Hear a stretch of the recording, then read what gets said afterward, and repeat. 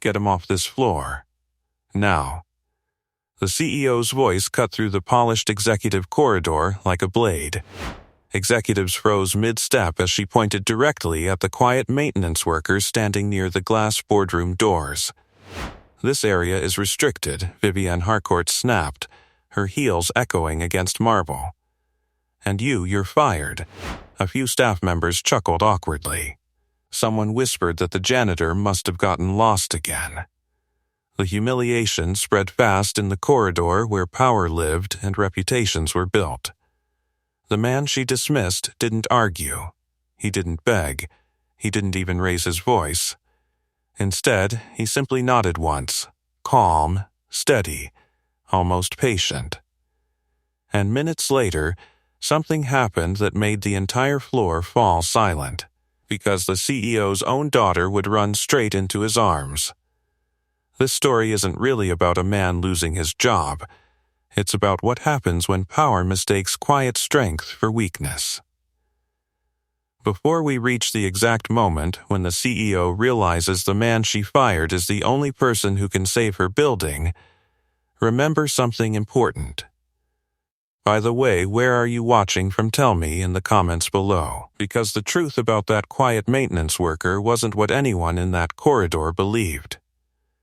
Marcus Hale stood exactly where security told him to stand, hands relaxed at his sides, shoulders straight, expression unreadable. The laughter and whispers didn't seem to land on him the way they might on someone else. He'd heard worse. A lot worse. Vivienne Harcourt watched him with sharp impatience, arms folded over the tailored gray blazer that probably cost more than Marcus made in 2 months. "You shouldn't even be on this floor," she said again, her tone colder now. "Security will escort you out."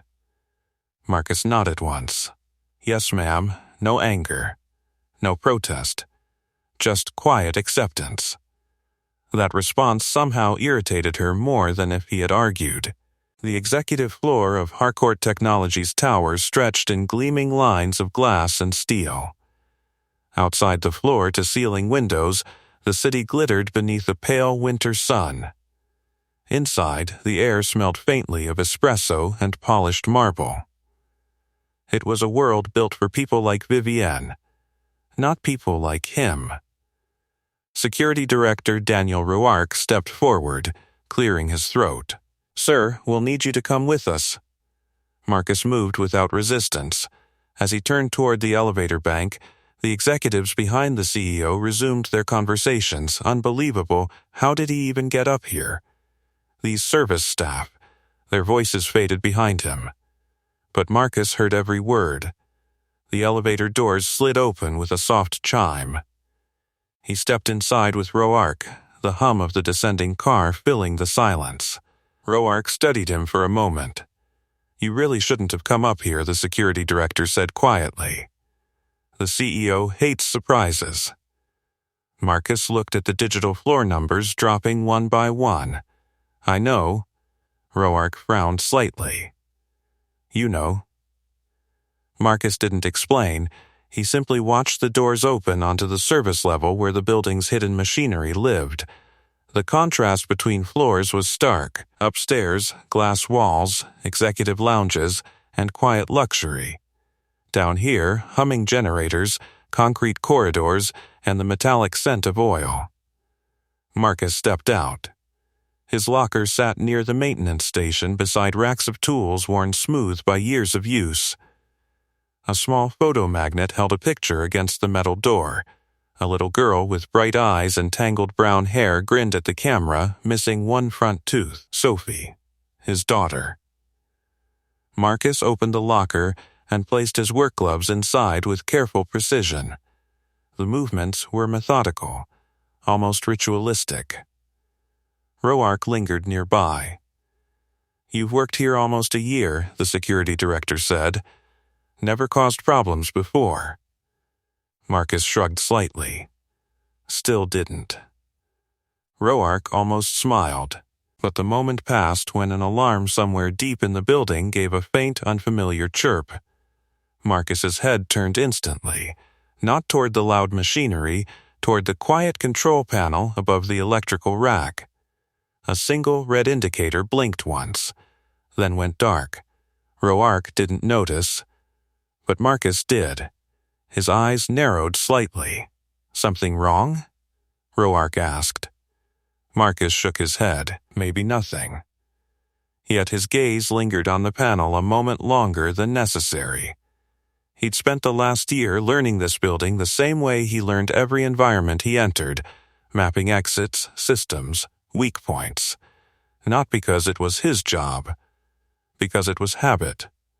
A habit that had once kept entire teams alive. Roark finally clapped a hand on Marcus's shoulder. "Sorry about today," he said. "Bad timing." Marcus gave a faint, almost amused smile. Timing's funny like that. As Roark walked away, Marcus reached into his pocket and pulled out a small folded drawing Sophie had given him that morning. A crayon sketch of a tall building, and 2 stick figures standing in front of it. One big, one small. He slipped the drawing back into his pocket. Above them, several floors higher, something inside Harcourt Tower shifted again. The same warning indicator blinked red. This time it stayed on. Marcus saw it immediately. And this time, he didn't ignore it. Marcus didn't ignore the red light. He stepped closer to the control panel, the faint hum of the electrical room vibrating through the concrete floor beneath his boots. The indicator blinked steadily now. Slow, deliberate pulses that meant something deeper in the tower wasn't behaving the way it should. Most people in the building would have walked past it. Most maintenance workers would have filed a routine report. Marcus didn't. His fingers hovered near the panel without touching it, eyes scanning the small display screen beneath the blinking light. Lines of system data rolled quietly across the monitor. Voltage readings, pressure levels, automated safety protocols. None of it looked dramatic. But something about the pattern wasn't right. A soft metallic clank echoed somewhere deeper in the maintenance level, followed by the distant whir of ventilation turbines adjusting their speed. Marcus exhaled slowly. Yeah, that's not good. The system reset itself suddenly. The red light vanished as if nothing had happened. For a moment the panel returned to normal. Anyone else would have shrugged and moved on. Marcus didn't move. His instincts told him the building had just whispered a warning. Footsteps approached from the corridor. One of the daytime technicians, a young guy named Matteo, walked in carrying a crate of replacement filters. "Hey," Matteo said casually. "Heard about the executive floor thing?" Marcus leaned back against the workbench. "News travels fast." Matteo laughed. "Man, the CEO firing someone in front of the whole leadership team? That's going to spread through this building before lunch." Marcus didn't respond. He simply grabbed a rag and wiped grease from his hands. Matteo hesitated. "You okay, though?" Marcus nodded. "Yeah." Matteo studied him carefully. "You're weirdly calm for someone who just lost their job." Marcus shrugged again. "Got a kid waiting for me tonight. Can't bring home a bad mood with the groceries." Matteo shook his head with a grin. "Still don't get you sometimes, man." Marcus smiled faintly but said nothing. The maintenance room door slid open again and Daniel Roark stepped back inside. The security director looked more tense now than he had earlier. "You still here?" Roark asked. "Cleaning up my locker," Marcus said. Roark rubbed the back of his neck. "Listen, off the record, the CEO's been under pressure lately. Investors, board members, all that stuff. When she gets stressed, she tends to overreact." Marcus tilted his head slightly. "That what we're calling it?" Roark sighed. "Look, I'm not defending it. I'm just saying she's not usually that harsh." Marcus didn't bother responding. His attention had drifted back to the electrical panel. The red light blinked again, this time longer. Roark noticed Marcus staring. "What is it?" "Probably nothing," Marcus said quietly. Matteo leaned over the console. All systems looked normal. Marcus watched the readings carefully. Then he pointed at a line of numbers. See that? Matteo squinted. Pressure fluctuation in the coolant line, maybe? Marcus nodded once. Matteo shrugged. Building's old. Happens sometimes. Marcus didn't argue. But the tension in his shoulders remained. Above them, 40 floors higher, the executive level buzzed with activity as Vivienne Harcourt moved through her schedule like a storm cutting across glass offices. Her assistant hurried beside her. The Singapore investors are already waiting in the conference suite, the assistant said nervously. They can wait another 2 minutes, Vivienne replied sharply. She stepped into the elevator, pressing the penthouse conference button. The door slid shut with a quiet hiss. Inside the elevator, standing quietly near the corner rail, was a small girl holding a tablet and a backpack decorated with glittery stars. Vivienne blinked in surprise. Leela? Her daughter looked up from the screen. Hi, Mom. Vivienne's expression softened slightly. What are you doing up here? You're supposed to stay in the reception lounge with Nora. She went to get coffee, Leela said casually. Vivienne sighed. This building is not a playground. Leela shrugged. It's boring down there. Vivienne checked her watch. I have a meeting. Stay close to Nora when she gets back. The elevator doors opened onto the conference floor. Vivienne stepped out quickly, heels clicking across polished marble as executives rose to greet her. Behind her, unnoticed in the shifting crowd, Leela slipped out of the elevator and wandered toward the glass staircase leading to the lobby. Down in the maintenance level, Marcus was pulling his jacket from the locker when the red warning light flashed violently across the panel. This time the alarm came with it. A deep metallic siren began echoing through the concrete corridors. Matteo froze. What the hell? The lights flickered. Emergency systems kicked in instantly. Roark's radio crackled with urgent voices. Security to all units. Possible structural failure warning on level 14. Marcus's head snapped up. He didn't hesitate. He moved. Fast. And for the first time since the CEO had fired him that morning, Marcus Hale stopped acting like a janitor. Before we see what happens next, subscribe with the bell on if you enjoy stories where quiet strength changes everything. Because the people everyone overlooks are often the ones holding the whole world together. Marcus moved before anyone else in the room fully understood what the alarm meant. The deep mechanical siren pulsed through the maintenance level, vibrating through pipes and steel beams. Overhead lights flickered as emergency power shifted across the building's systems. Matteo stared at the flashing panel. Structural warning on 14? He said. That doesn't make sense.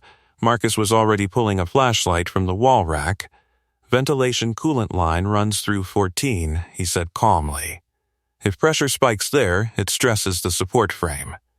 Matteo blinked. How do you? But Marcus was already heading for the corridor. Roark followed, speaking urgently into his radio. Control, confirm that alert. Is this a system error? The voice from Security Command crackled back. Negative. Sensors show abnormal vibration in the east structural column. Marcus stopped mid-stride. East column.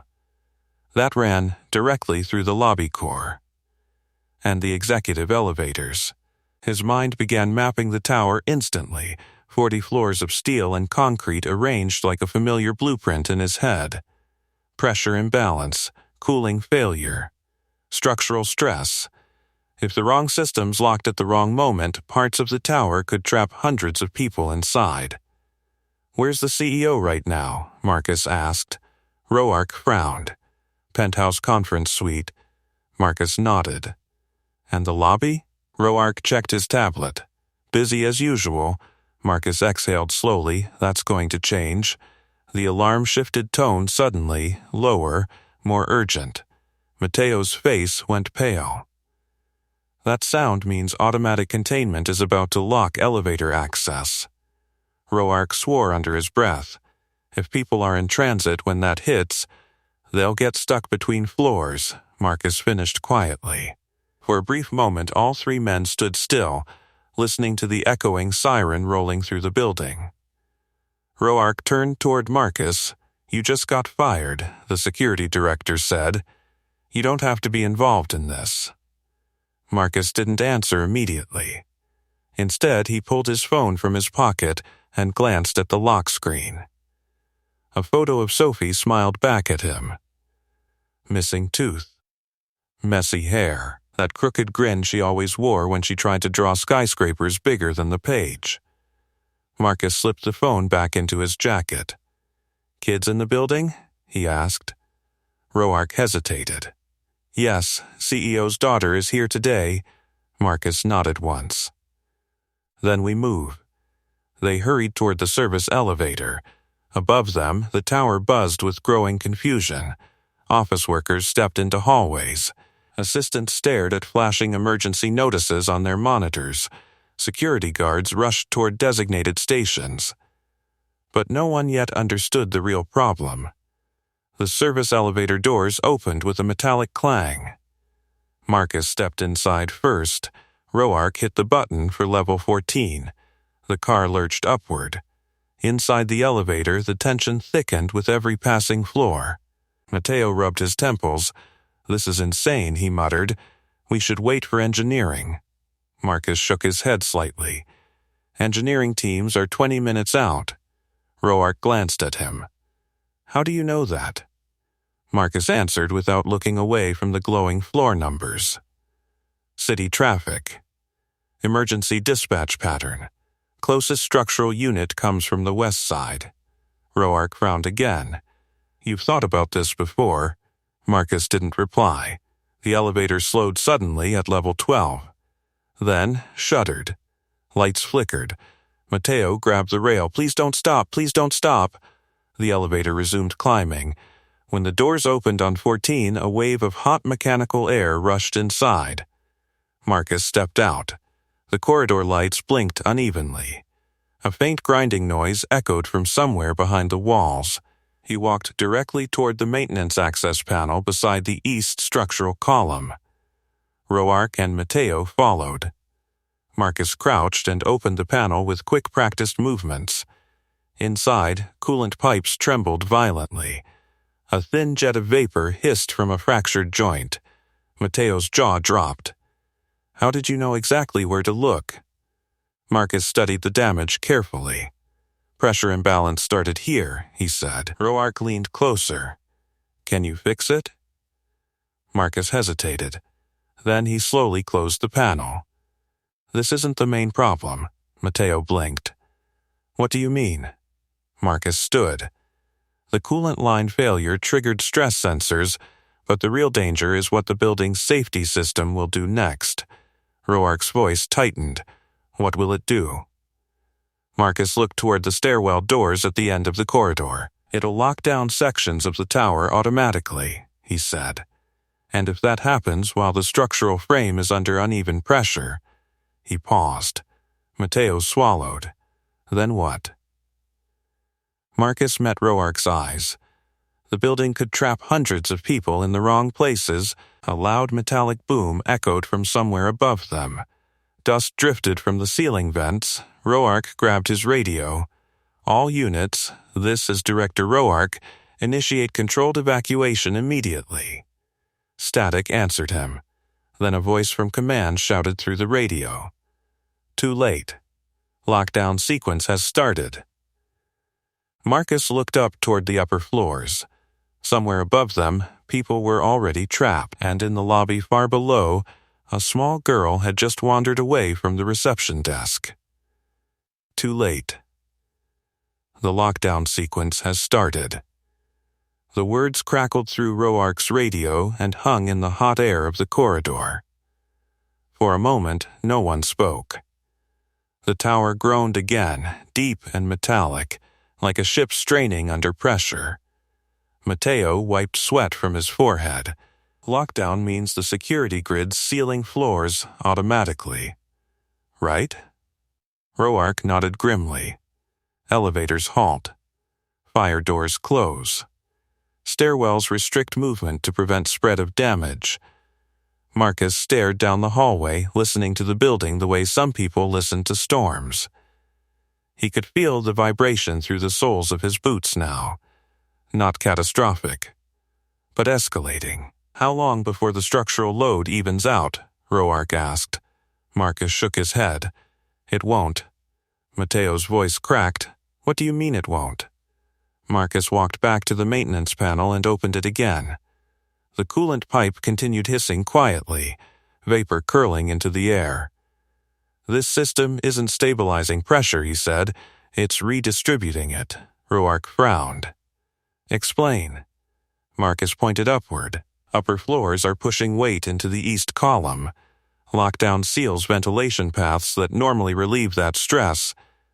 Mateo blinked slowly. So the building's trapping its own pressure? Marcus nodded once. Exactly. Roark's jaw tightened. And if it keeps building? Marcus didn't answer right away. Instead, he closed the panel again and stood. Then he spoke quietly. Then somewhere in this tower, something's going to fail. Roark cursed under his breath and grabbed his radio again. Command, override lockdown protocol. Static answered him. Then the same strained voice returned. Negative. System override requires CEO authorization. Roark froze. Of course it did. Vivienne Harcourt had designed the building's security structure herself after a high-profile corporate breach 2 years earlier. Nothing bypassed executive authority. Marcus glanced at Roark. She's in the penthouse conference suite, right? Roark nodded. Marcus looked toward the stairwell. That's 40 floors up. Mateo stared at him. You're not serious. Marcus pushed the stairwell door open. Cold concrete air rushed out. Elevators are locking down, Marcus said calmly. Stairs are the only path. Roark grabbed his arm. You just got fired this morning. Marcus looked at him. I remember, you don't owe this company anything. Marcus's expression stayed steady. I'm not doing it for the company. He started climbing the stairs.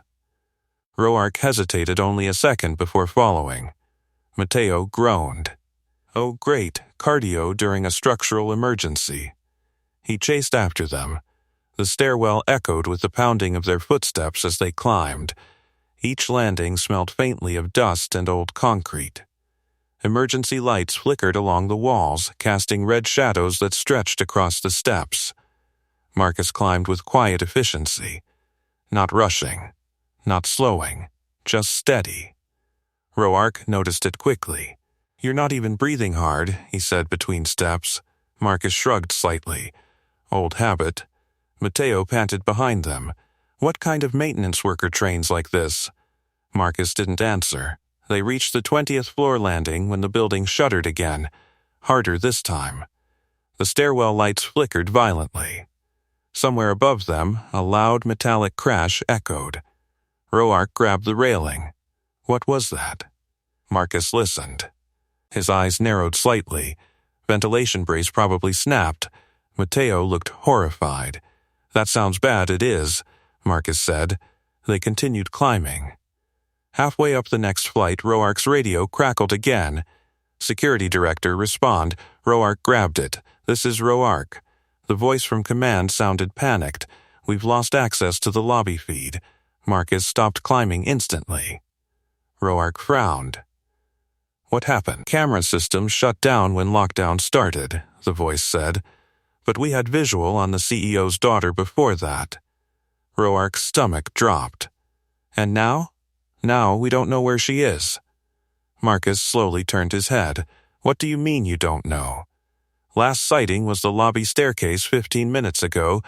Roark ran a hand over his face. She must have wandered off. Mateo whispered, Oh man.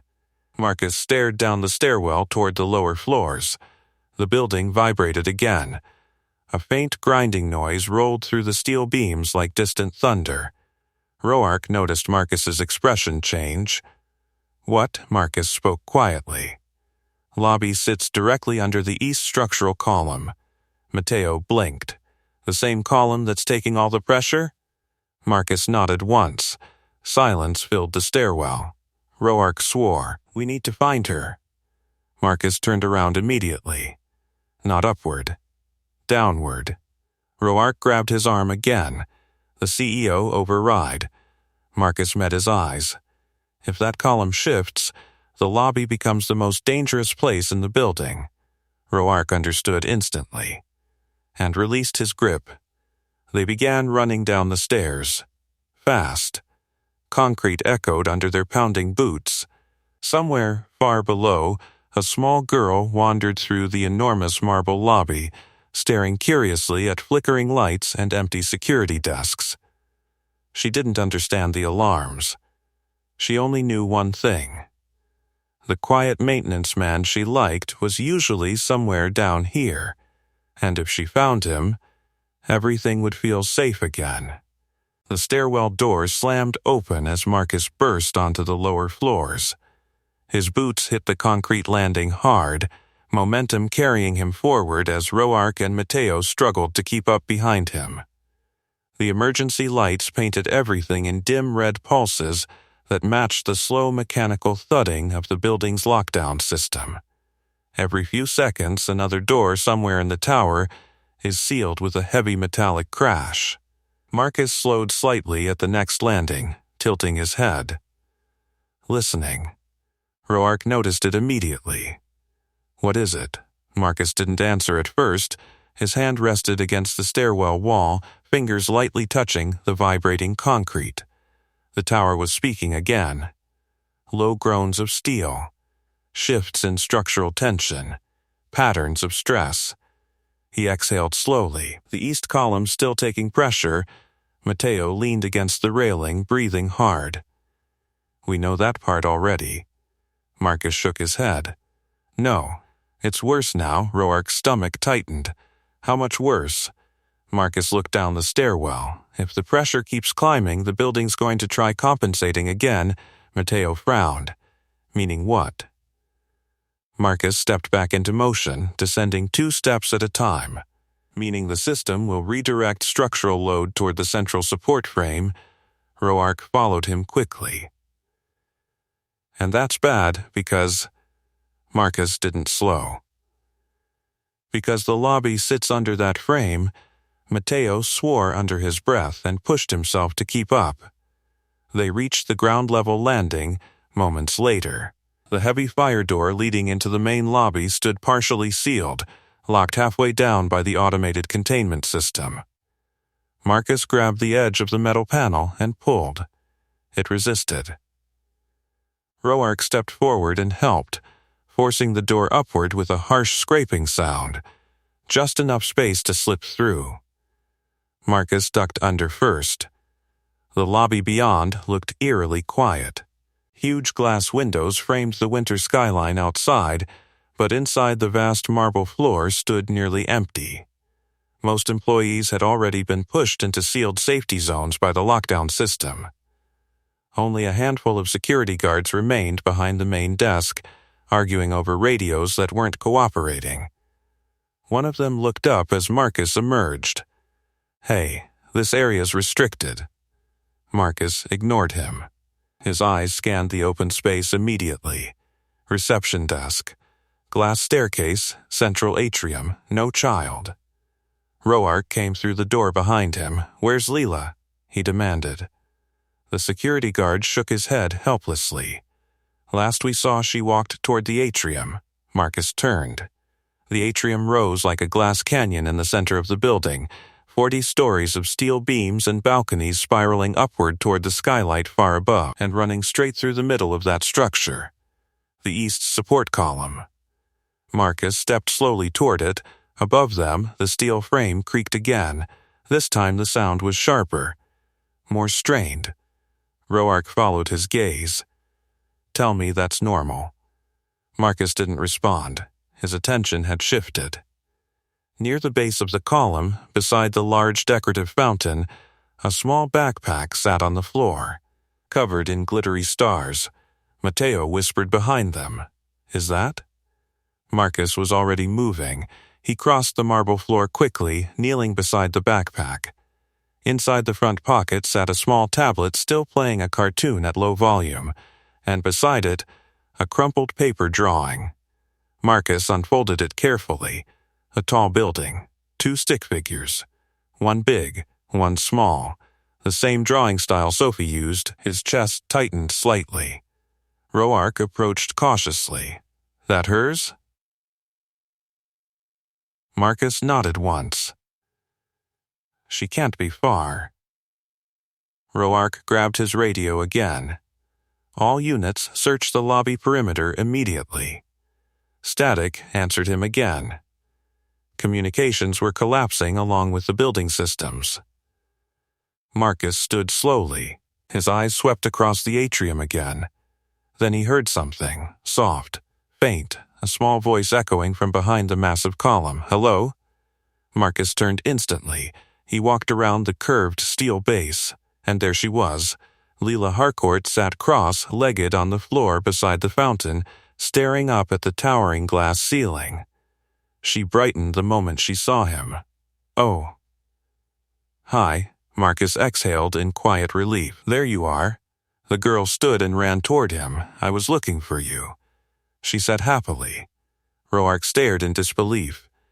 You know him? Leela nodded enthusiastically. He fixes the lights when they flicker. Marcus crouched to her level. You shouldn't wander off during alarms, she shrugged. It got boring upstairs. Before Marcus could respond, a loud metallic crack echoed from the atrium frame above them. Everyone froze.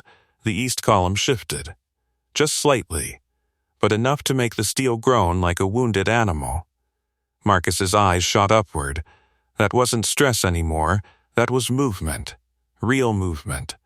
Roark followed his gaze. Marcus stood slowly. If that column shifts another inch, Mateo whispered behind them. What happens? Marcus didn't look away from the towering steel structure. The lobby becomes the collapse point. And suddenly, every second mattered. The steel above them groaned again. Not a loud noise this time, just a long, aching creak that echoed through the glass atrium like something massive slowly shifting its weight. Marcus didn't blink. His eyes tracked the support column from the marble floor all the way to the skylight 40 stories above. The bend was subtle, barely visible, but to someone who understood structural tension, it looked like a warning written in steel. Roark swallowed. Tell me that column isn't actually moving, Marcus answered without looking down. It is. Mateo's voice cracked.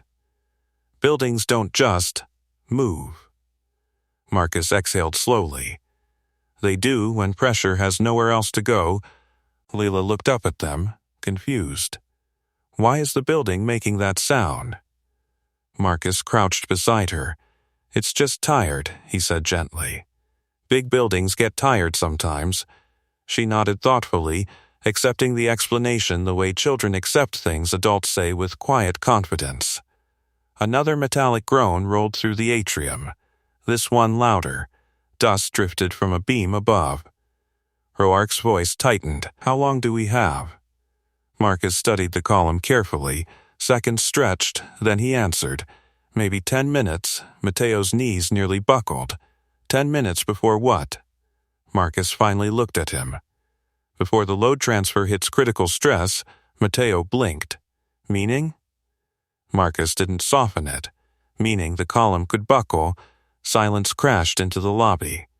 Roark ran both hands over his face. Hundreds of people are sealed inside this building. Marcus nodded once. Which is why we need to stop the load transfer. Roark stared at him. You're talking like you've done this before. Marcus didn't respond. Instead, he walked toward the fountain where the base of the column met the marble floor. Kneeling, he pressed his palm against the metal surface. The vibration told him everything. Pressure cycles, structural oscillation, and one very specific weakness forming along the east brace. Marcus stood again. The problem isn't the column, he said quietly. Roark frowned. Then what is? Marcus pointed upward. The containment system sealed the ventilation shafts. That trapped heat and pressure in the wrong structural channels. Mateo stared blankly. So, we just reopened the vents? Marcus shook his head. Automatic lockdown disabled manual overrides. Roark cursed under his breath. So we're stuck. Marcus's gaze shifted toward the mechanical service corridor across the lobby. No. Roark followed his eyes. You've got an idea, Marcus nodded slightly. There's a manual pressure bypass built into the original structural design. Mateo's eyebrows shot up. There is? Marcus started walking toward the corridor. Older towers used them as emergency fail-safes before automated systems got smarter. Roark hurried beside him. And where exactly is this bypass? Marcus pushed open the maintenance door leading into the service tunnel. Right under the lobby foundation. Mateo groaned. Of course it is. The tunnel smelled of oil and cold steel. Pipes ran along the ceiling, while thick cables snaked through metal brackets along the walls. Marcus moved through the narrow space with practiced ease. Roark noticed immediately. You know this layout better than our own engineers. Marcus didn't answer. Instead, he stopped beside a large steel access hatch embedded in the floor. He knelt and brushed dust off the metal plate. Stamped across its surface were faded letters, Structural Pressure Control. Mateo leaned over his shoulder. I've worked here 2 years and never even knew that existed. Marcus grabbed the manual wheel latch. That's because modern engineers stopped teaching people how to use them. Roark crouched beside him. Can it stop the column from buckling? Marcus looked up. For a while, Mateo's voice trembled. How long is a while? Marcus pulled the hatch open with a heavy clang. Long enough to evacuate the lobby, Roark exhaled. Then do it, Marcus climbed down into the narrow service shaft beneath the floor. Cold air rushed upward from the chamber below. Thick hydraulic valves lined the walls around a massive pressure regulator wheel. Marcus studied it for a moment. Then his hands moved. Precise, efficient, like someone who had worked with systems like this many times before. Above them, the column groaned again. Roark glanced toward the lobby entrance nervously. Marcus, we don't have much time. Marcus tightened the valve slowly. Pressure gauges along the wall began shifting. Mateo stared. How do you even know which valve does what? Marcus didn't look up. Because this building was designed by engineers trained with military emergency protocols, Roark frowned, and you know that because... Marcus paused. Then he gave the wheel another powerful turn. Above them, the column's vibration softened slightly. Just a little. Marcus finally spoke. Because I used to teach those protocols, Roark's eyes widened. You what? Marcus looked up from the regulator. His voice remained calm. I wasn't always a maintenance worker. And for the first time since the alarms began, the people around him realized they had no idea who Marcus Hale really was. Roark stared down into the service shaft, the dim emergency lights casting long shadows over the metal ladder where Marcus stood beside the pressure regulator. You used to teach those protocols? Roark repeated slowly. Marcus didn't answer immediately. Instead, he kept turning the massive wheel valve, steady and controlled. The hydraulic system groaned in response, and the pressure gauges along the wall flickered as numbers began to drop. Above them, the steel column released a long, strained creak. Not gone, but easing. Mateo leaned over the edge of the shaft, eyes wide. You're telling me the maintenance guy who changes light bulbs used to train structural engineers? Marcus wiped a thin line of grease from his hand. Something like that, Roark crouched beside the opening. Something like that? He echoed. Marcus gave the valve another precise adjustment. You ever hear of emergency structural response training for high-rise evacuation systems? Roark frowned. Military version? Marcus nodded once. Mateo blinked. Military? Marcus stepped off the ladder and checked the regulator gauges. The vibration in the pipes had softened. The system was redistributing pressure again, this time through the bypass channel he had opened. But the numbers were still climbing, not fast, yet not stopping either. He spoke calmly. This buys us time. That's all. Roark's voice tightened. How much time? Marcus studied the gauges for another second. 5 minutes. Mateo nearly laughed in disbelief. 5 minutes? You said 10 earlier. Marcus climbed back up the ladder and stepped onto the service tunnel floor. That was before the column started shifting. Roark ran both hands through his hair. Great, fantastic. Above them, another metallic crack echoed faintly through the building. Marcus turned toward the corridor again. Lobby evacuation needs to happen now. Roark nodded and grabbed his radio. All lobby personnel begin evacuation procedures immediately. Static responded. Then the same frustrated security voice crackled back. Director, we still can't access the elevators or the east corridor doors. System sealed tight.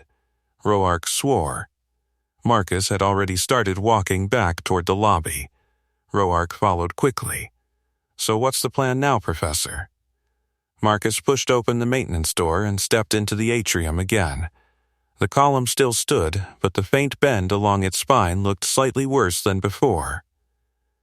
Leela sat near the fountain again, swinging her legs while watching the flashing emergency lights. She brightened the moment she saw Marcus. You came back. Marcus crouched beside her. Told you I would. Roark spoke quietly behind them. The nearest safe zone is the west staircase. Marcus nodded. Then we move her there. Mateo pointed nervously upward. What about the rest of the building? Marcus stood slowly. That's the CEO's decision. Roark frowned. What do you mean? Marcus looked toward the sealed elevator bank. The lockdown system requires executive override to release evacuation zones. Roark's stomach sank. Vivienne. Marcus nodded. She's the only one who can unlock the tower. Roark paced a few steps across the marble floor. She's 40 floors up in the conference suite. Mateo rubbed his temples. And the elevators are dead. Marcus looked toward the massive spiral staircase along the atrium wall. Not all paths are closed. Roark followed his gaze. That staircase goes straight to the executive levels. Marcus nodded again. Roark turned toward Lila. If we take her up there, we reach the CEO faster. Marcus's voice stayed calm. Or we take her down the west stairs and get her out first. Roark hesitated. Both options carried risk. Mateo looked at the bending column nervously. We don't have time for debate. Lila tugged gently on Marcus's sleeve. Are we playing a game? Marcus knelt beside her again. Something like that. She smiled. I like games. Marcus stood. His mind was already running through possibilities. Structural pressure rising, evacuation blocked, executive override needed, and a child standing beneath the most dangerous point in the tower. He turned to Roark. Here's the reality. Roark waited. Marcus spoke evenly. If the CEO doesn't unlock the building soon, people above the pressure zones won't be able to evacuate before the frame shifts. Mateo whispered, how bad would that be? Marcus didn't sugarcoat it. Very. Roark looked toward the towering staircase again. 40 floors. Manual climb. During a structural emergency. He exhaled slowly. Then we get the CEO. Marcus nodded. But Leela doesn't climb 40 floors in a collapsing building. Roark looked down at the little girl. No. Marcus reached out and took her small hand. We take her to the west stairwell first. That gets her out of the collapse zone. Roark nodded. Then we go up. Marcus gave one last glance at the groaning column. Every instinct in his body told him the clock had started ticking faster. He squeezed Lila's hand gently. "All right, kiddo." She looked up at him. "Where are we going?" Marcus smiled faintly. "To find your mom, and if they didn't reach her in time, the entire tower would learn the hard way why the quiet janitor had once been trusted with far bigger disasters." Marcus tightened his grip on Lila's hand as they crossed the wide marble lobby toward the west corridor. Roark walked ahead, scanning the hallways while Mateo stayed close behind, glancing nervously at the towering column that creaked every few seconds. The sound followed them like a warning. Steel complaining under weight, the building still shifting. "Move," Roark urged. "West stairwell is just past the security checkpoint." Marcus nodded, guiding Lila carefully over the polished floor. She skipped beside him, blissfully unaware of the tension tightening every adult in the room. "Is Mom mad?" she asked suddenly. Marcus glanced down. Why would she be? "Because I left the lounge." Marcus considered that. "Parents worry," he said gently. "Doesn't mean they're mad." Roark pushed open the west corridor door. The hallway beyond was dim, lit only by emergency strips along the baseboards. The lockdown system had sealed the main lobby exits, but the west stairwell remained accessible for emergency descent. Roark checked the heavy metal door ahead. "Good," he said. Still unlocked, he pulled it open.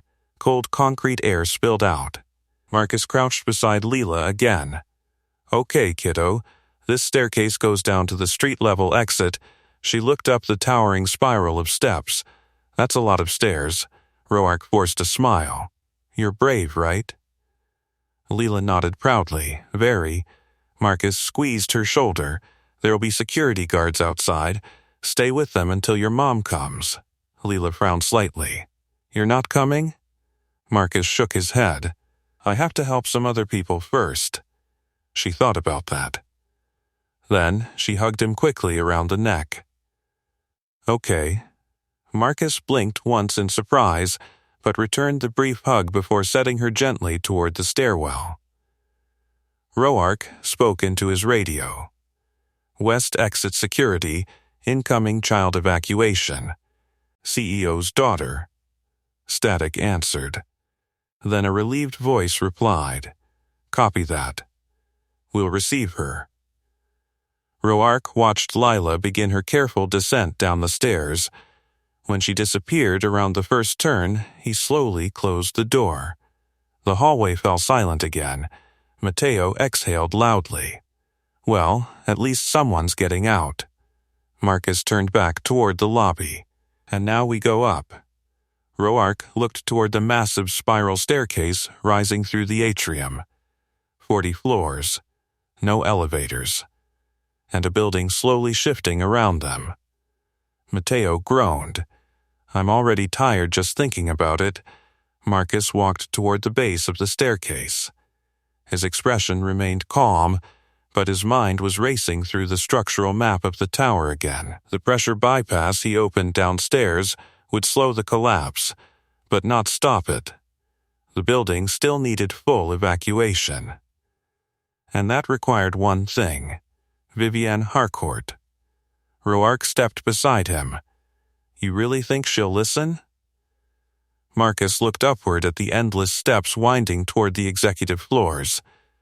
"She'll listen when she realizes what's happening." Mateo shook his head. "She fired you this morning." Marcus started climbing. "Then maybe she'll listen faster." Roark followed.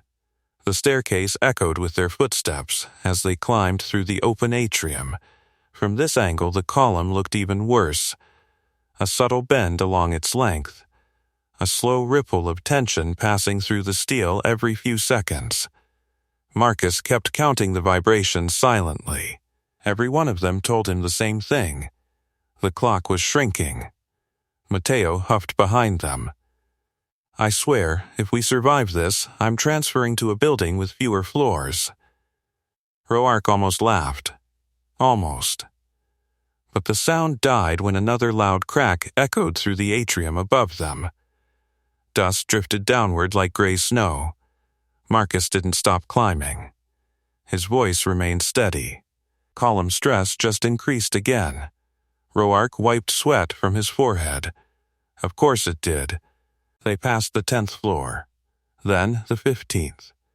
Each level looked eerily deserted behind the glass corridors. Lockdown doors sealed hallways. Employees waited inside protected zones, watching the flashing emergency lights with growing fear. Mateo glanced into one office through the glass wall. They're trapped. Marcus nodded. Until the CEO unlocks the system, Roark climbed beside him. We're halfway there. Marcus didn't respond. He was listening again. The building spoke through vibrations running up the steel staircase. Different from before, sharper, more uneven. He stopped suddenly on the 22nd floor landing. Roark nearly collided with him. What now? Marcus rested his hand on the railing, feeling the tremor. His expression darkened slightly. That pressure bypassed downstairs. Mateo swallowed. What about it? Marcus looked upward toward the executive floors. It's not holding as long as it should. Roark's stomach tightened. How much time do we have now? Marcus exhaled quietly. Less than 5 minutes, Mateo groaned.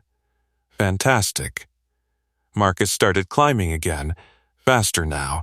The higher they went, the more the tower groaned, steel shifting, concrete grinding, the sound of a structure struggling to keep its balance. They reached the 35th floor when Roark's radio crackled again. Director, this is Penthouse Security. Roark grabbed it quickly. This is Roark. The guard's voice sounded tense. CEO Harcourt wants to know why half the building alarms are going off. Roark looked at Marcus. Then he answered the radio. Tell her we're coming. Marcus climbed the next step, and for the first time that day, the woman who fired him was about to learn exactly who she had dismissed. Marcus took the next set of steps 2 at a time. The air was thinner up here, warmer from the trapped heat circulating through sealed ventilation channels. Each landing they passed echoed with the distant groan of the tower's steel skeleton struggling under uneven pressure. Roark checked his watch. 4 minutes, he said. Marcus didn't answer. He was counting the vibrations again. Every 20 seconds the column shuddered slightly. Every tremor meant the structural load was creeping closer to failure. Mateo stumbled on the step behind them. Who designs a building this tall without a manual override that works during an emergency? Marcus replied without looking back. People who believe systems never fail. Roark grimaced. Vivienne Harcourt. They climbed past the 36th floor. Glass conference rooms stretched along the hallway behind sealed lockdown doors. Inside, executives and assistants stood clustered together, watching the staircase with wide eyes. Marcus caught a few of their gazes as he passed. Some recognized him. A maintenance worker sprinting through the executive levels during an emergency. None of them understood why. They reached the 38th landing when another violent crack echoed above them. The entire staircase trembled. Mateo grabbed the railing. That one sounded bad, Marcus nodded. It was. Roark swallowed. How bad?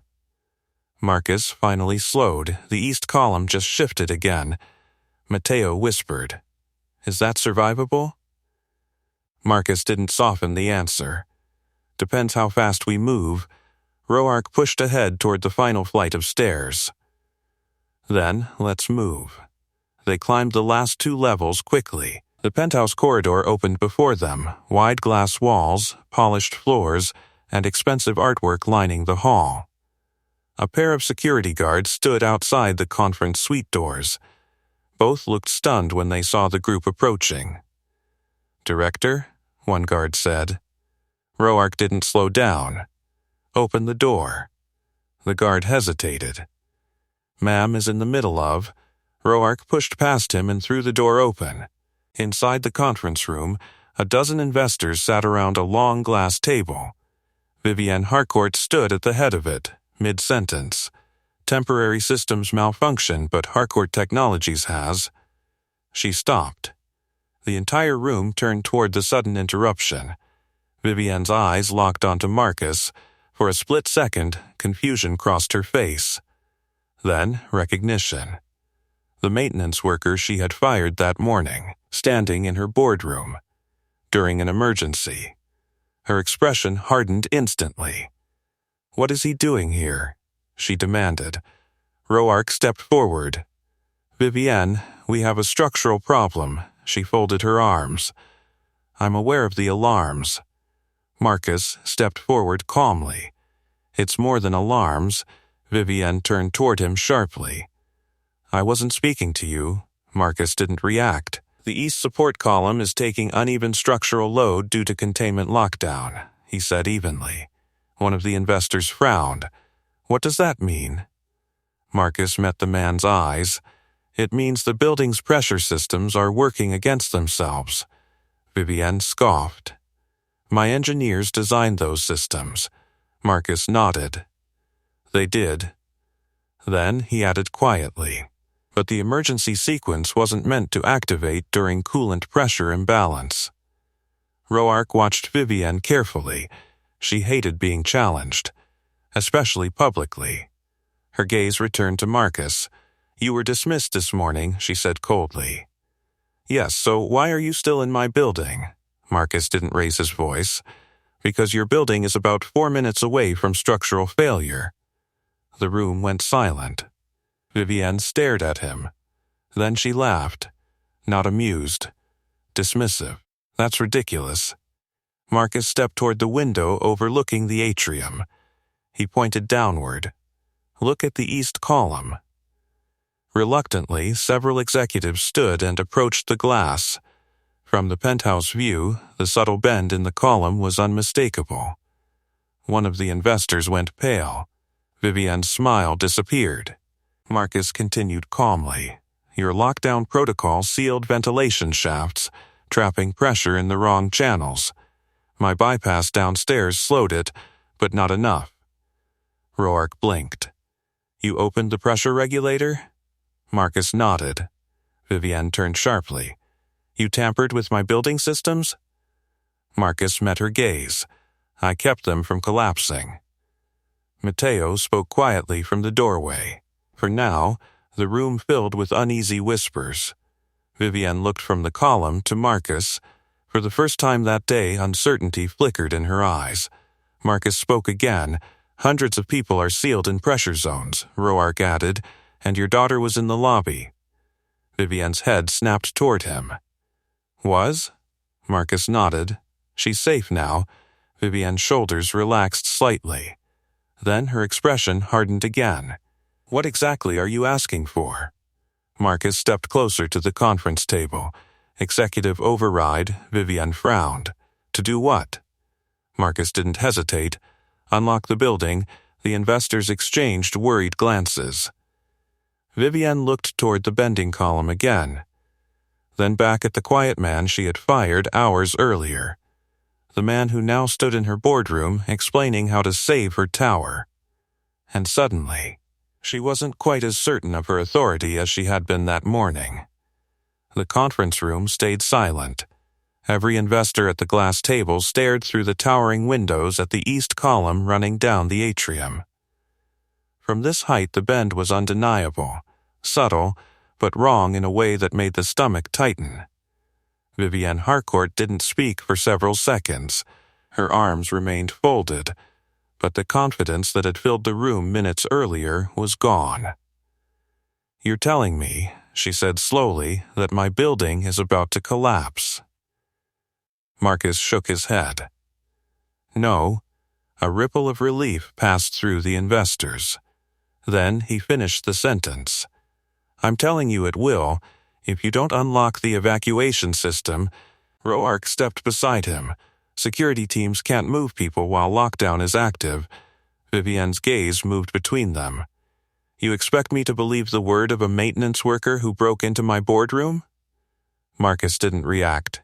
He simply pointed toward the atrium again. At that exact moment the column groaned. Loud, even through the thick conference glass. Several executives flinched. Matteo whispered from the doorway, "That's new." Marcus spoke calmly. "That sound means the load transfer is accelerating." One investor stood abruptly. "What happens if that column buckles?" Marcus met his eyes. "The lobby collapses first," another investor swallowed. "And the rest of the tower?" Marcus didn't soften it. "Depends how fast we evacuate." All eyes shifted back to Vivienne. She walked slowly toward the window. Her reflection stared back at her from the glass. Sharp blazer, perfect posture, the image of absolute control. But outside the window, her tower was groaning. For the first time since the alarm began, Vivienne looked uncertain. Marcus spoke quietly behind her. "The system you built is doing exactly what it was designed to do." She turned toward him. "And you're saying it's wrong." Marcus shook his head. "I'm saying it doesn't understand this situation," Roark added. "Only you can override the lockdown." Vivienne studied Marcus carefully now, not as a nuisance, not as a fired employee, but as a variable she hadn't accounted for. "You claim to know how to stabilize the tower," she said.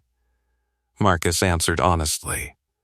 "No," the room tensed. "I can buy time," he continued, "enough to get people out. And then," Marcus looked toward the column again, "then the engineers can repair the damage." Vivienne paced slowly around the table. "You expect me to unlock the entire building based on your analysis?" Marcus nodded. "Yes." One of the investors spoke nervously. "Vivienne, the column." She held up a hand, silencing him. Her eyes stayed on Marcus. "You said the tower has 4 minutes." Marcus checked the faint tremor running through the floor beneath his feet. Closer to 3 now, Roark stepped forward urgently. "Vivienne." She ignored him. Her attention remained locked on Marcus. "You walked into my executive floor this morning without authorization." Marcus didn't deny it. "You were dismissed, yes, and yet you're here telling me how to run my building." Marcus shrugged slightly. "Right now, it's not your building that matters." Vivienne's eyes narrowed. "Then what does?" Marcus answered simply. "The people inside it." Silence returned, heavy, the kind of silence that decides things. Another metallic crack echoed through the tower. Dust drifted past the conference windows like gray snow, one investor whispered. Vivienne, she closed her eyes briefly. When she opened them again, the arrogance that had defined her earlier was gone, replaced by something sharper, decision. Vivienne walked to the wall console beside the conference door. The emergency control panel glowed red. "Executive override requires biometric confirmation," she said quietly. Marcus nodded. "Then we're ready." She placed her hand on the scanner. The system chimed. "Voice authorization required." Vivienne leaned toward the microphone. "Vivienne Harcourt, CEO authorization code Alpha 79. The console beeped again. "Building lockdown protocol detected. Override?" Vivienne hesitated. "Just for a second." Marcus watched the column outside the window tremble again. Roark whispered urgently. "Vivienne," she pressed the confirmation button. A loud electronic tone echoed through the tower. Across 40 floors, sealed doors unlocked.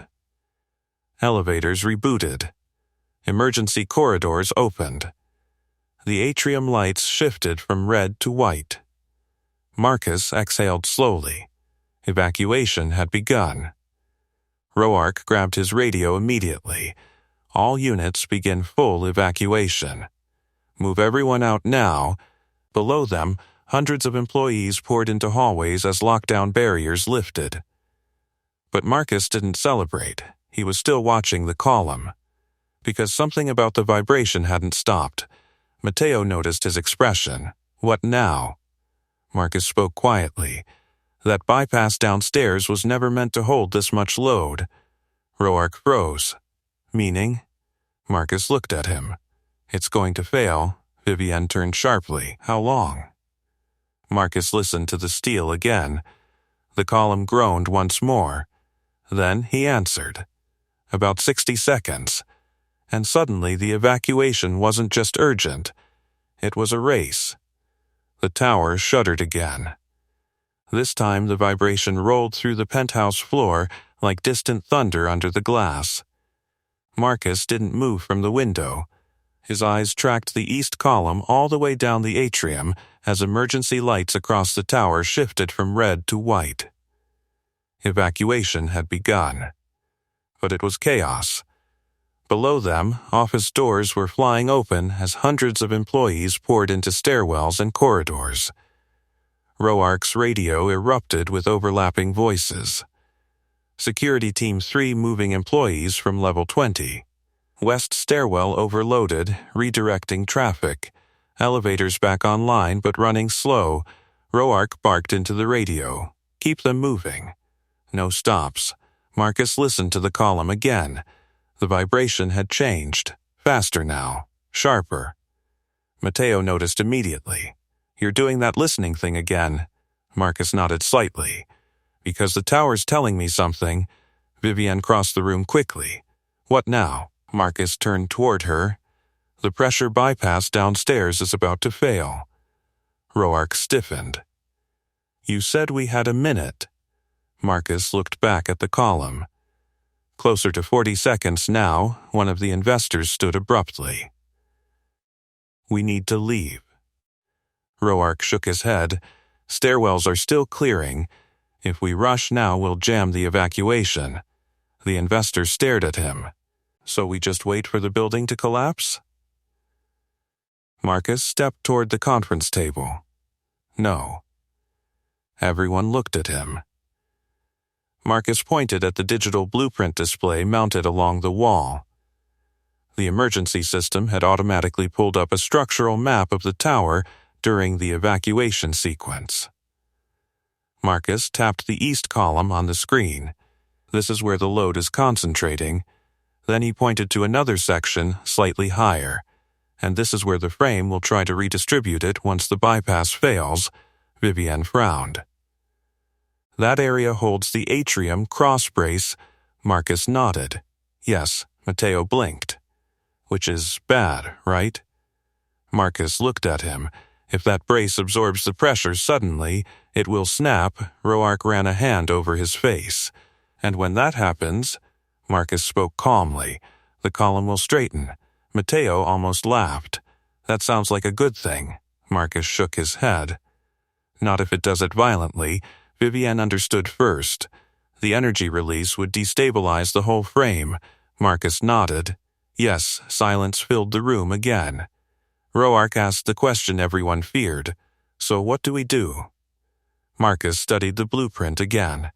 Then he looked at the staircase leading down from the penthouse. We shift the load. Matteo stared. How exactly do you move the weight of a 40-story building? Marcus tapped a second section of the blueprint. The west structural channel. Vivienne stepped closer. That system only activates during seismic events. Marcus nodded. Yes, Roark blinked. You're saying we trigger the earthquake stabilizers? Marcus looked toward the emergency console. Exactly.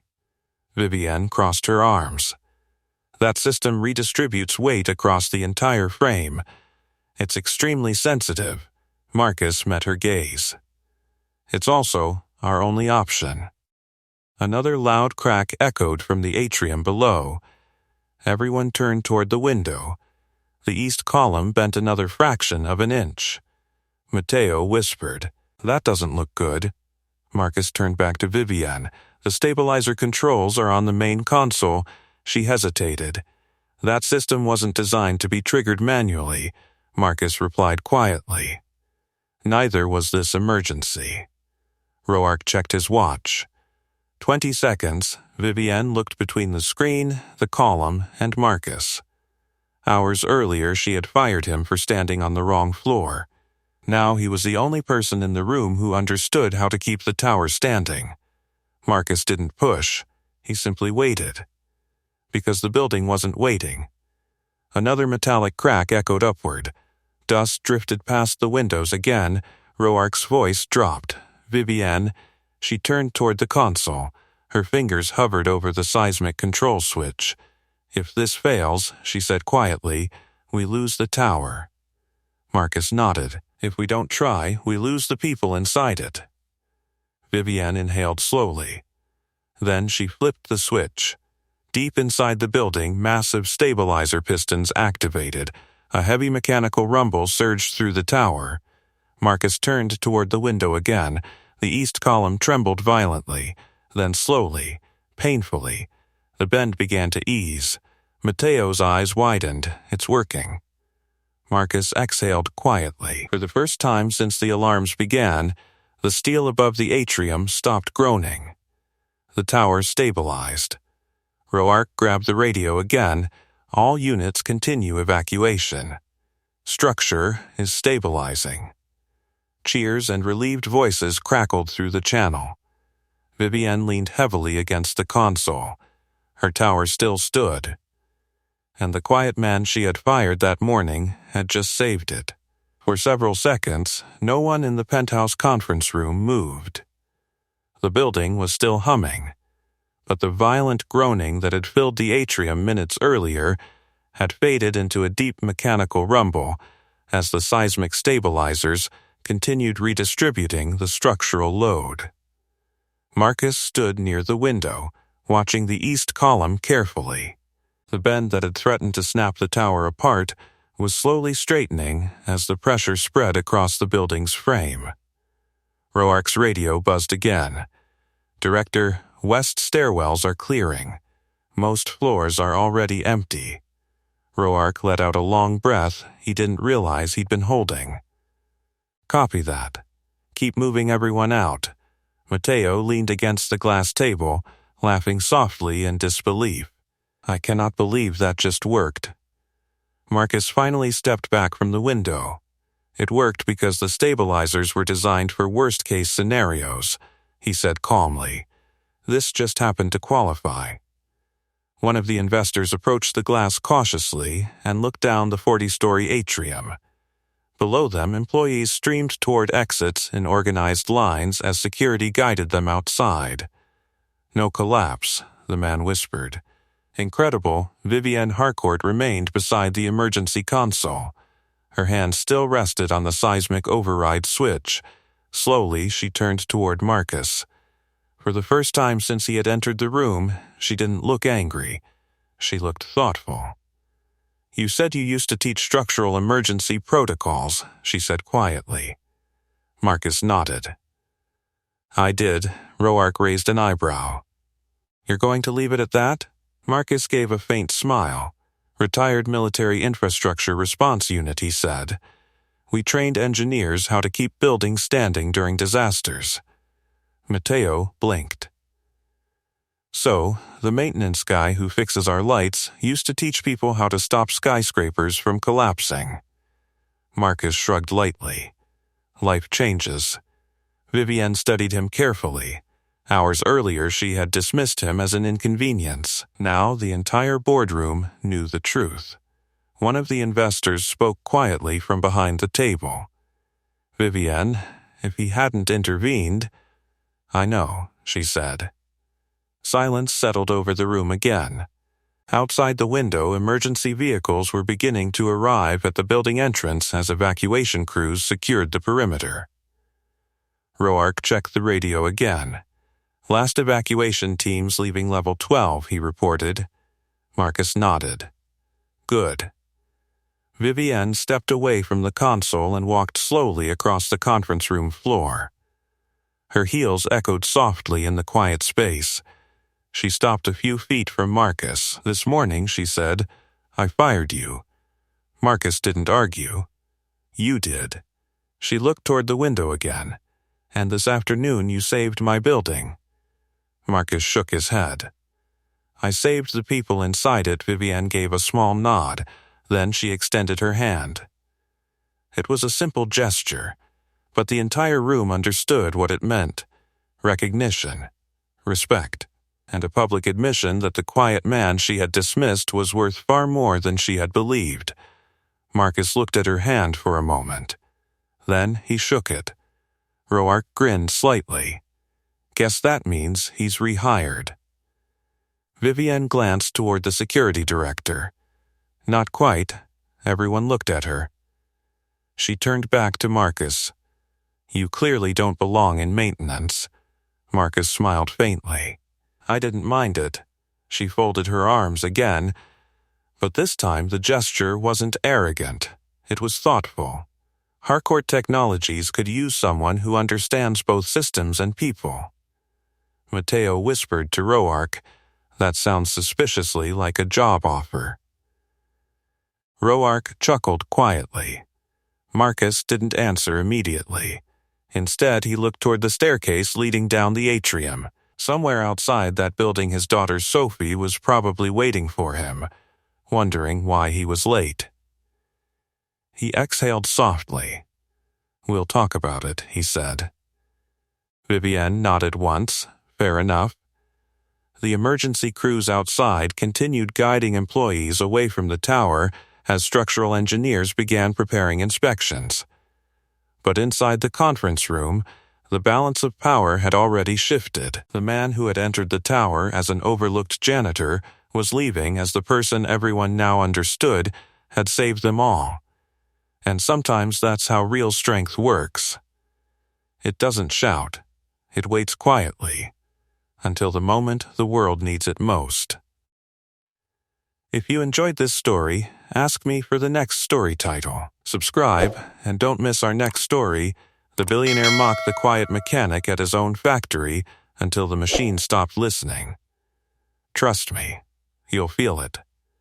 And tell me in the comments, what injustice should we tackle next?